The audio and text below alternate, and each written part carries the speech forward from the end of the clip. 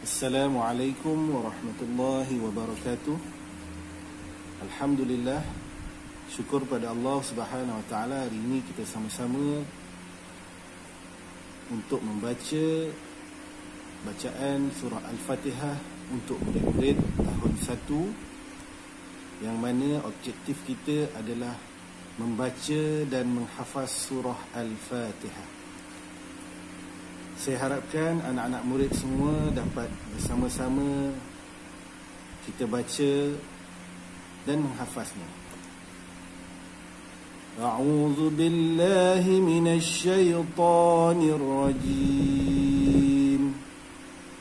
Bismillahirrahmanirrahim. Alhamdulillahi Rabbil-alamin, Ar-Rahmanir-Rahim, Maliki Yawmiddin, Iyyaka na'budu wa iyyaka nasta'in, اهدنا الصراط المستقيم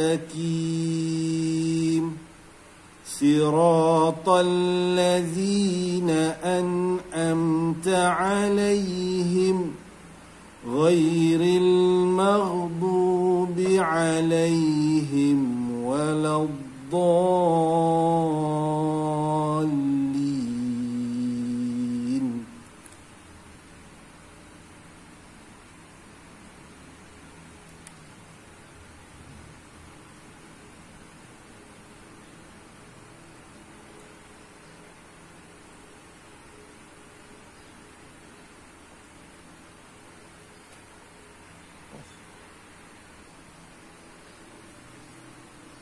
Alhamdulillah, Bismillahirrahmanirrahim. Alhamdulillah, telah selesai kita mendengarkan bacaan dari surah Al-Fatihah.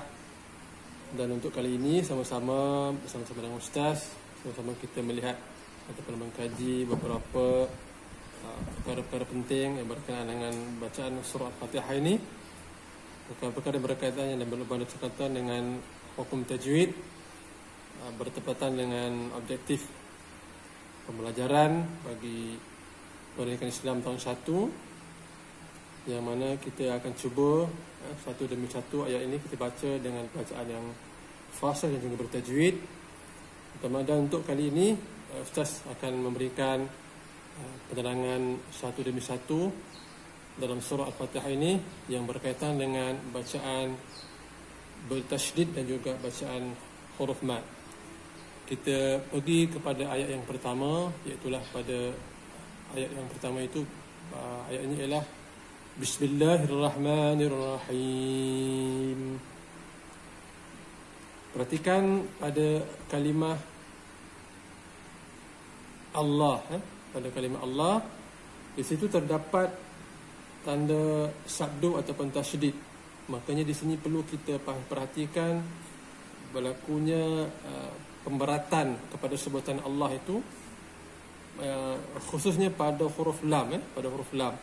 Jadi anak-anak sekalian, pastikan bila kita membaca surah pada ayat yang pertama ini, kita kena beratkan bacaan pada kalimah Allah ini, Iaitulah kalau Ustaz boleh berikan contoh, Bismillahi,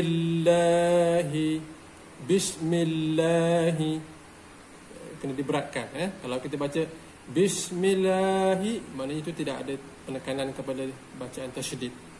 Itu yang pertama.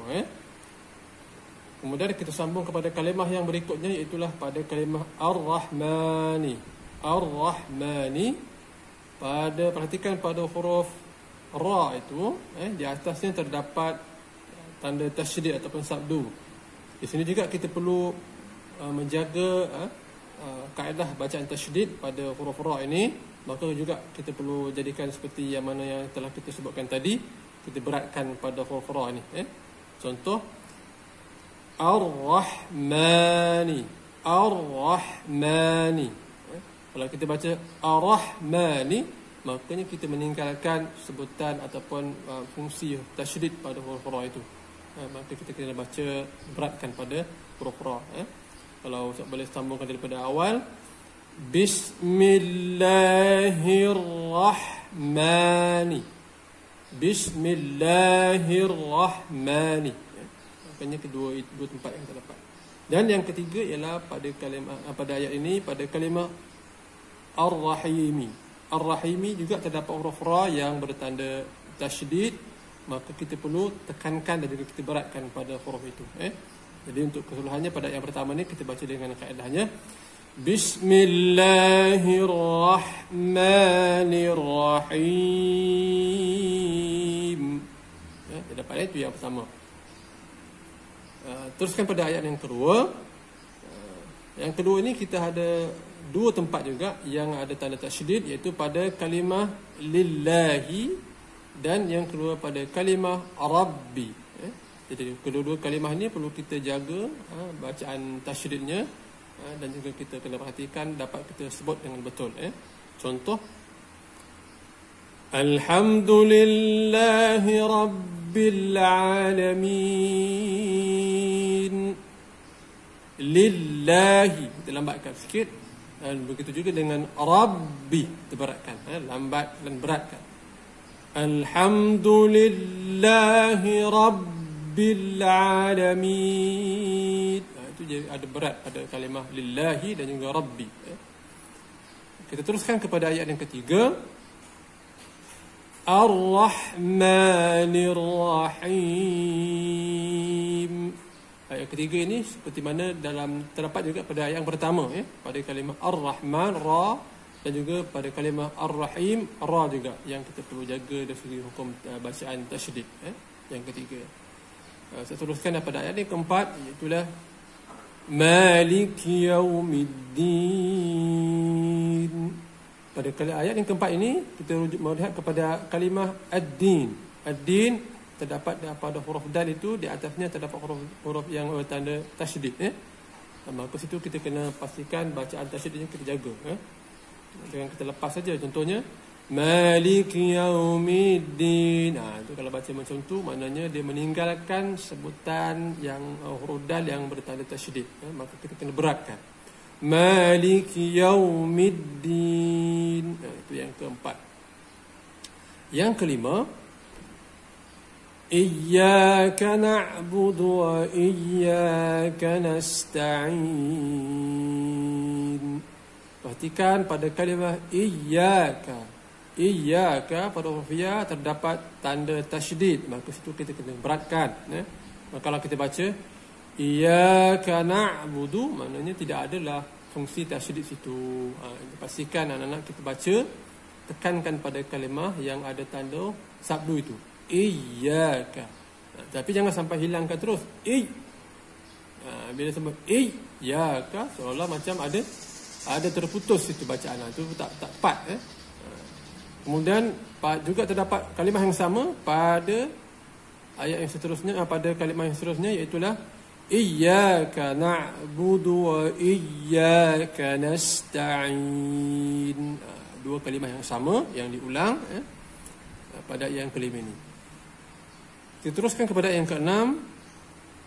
Perhatikan yang apa tu saya baca ni. Ayat yang keenam. Ihdinas siratal mustaqim. Perhatikan pada kalimah as-sirata. As-sirata pada huruf sad terdapat tanda tasydid. Situ kita kena beratkan. Kita beratkan, lambatkan sebutan kita pada huruf sad itu. Maka kita kena baca Ihdinas siratal mustaqim. Jadi sad itu kita beratkan. Itu untuk ayat yang ke-6. Dan ayat yang terakhir, Siratal ladzina an'amta 'alaihim ghairil maghdubi 'alaihim waladdallin.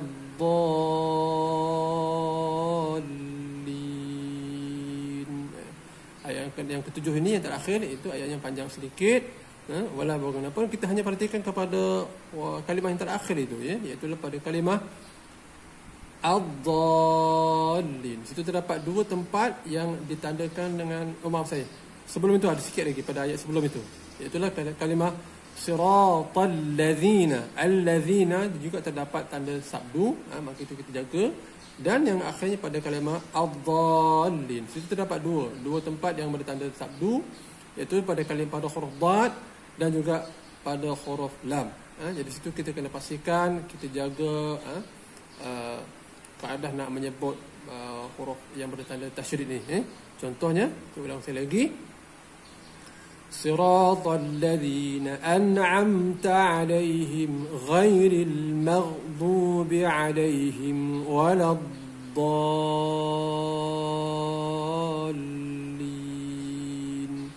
Adda dan juga dallin.